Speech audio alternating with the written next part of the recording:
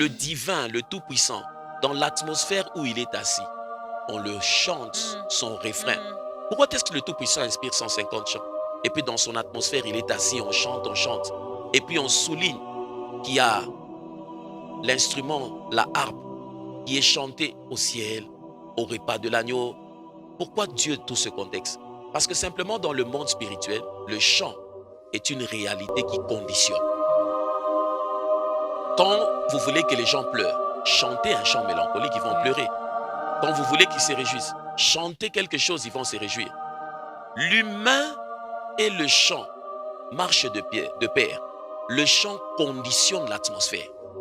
Et l'atmosphère qui est créée détermine qu'est-ce qui va germer. Il y a des choses qui ne peuvent pas germer au Congo parce que les conditionnements spirituels font que ça ne puisse pas germer. Mais si vous voulez que ces choses germent, il faudrait conditionner un endroit de manière à ce que cette semence puisse germer. Il en est de même du chant. Le musicien chante parce qu'il ne comprend pas la portée, la puissance du chant dans le monde spirituel. Il y a des catcheurs que je connaissais à Kinshasa. Vous pouvez le taper, vous le tapez, mais à un certain moment, sur la Senginzembo, on joue la fanfare.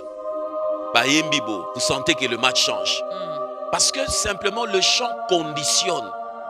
Et le chant sert de protocole d'accompagnement. Quand Israël chantait des chants, l'ennemi tremblait déjà. Parce qu'il savait qu'ici, les choses vont aller en leur faveur. Comment est-ce que dans un match, des personnes menées, les supporters commencent à chanter et puis ils retrouvent?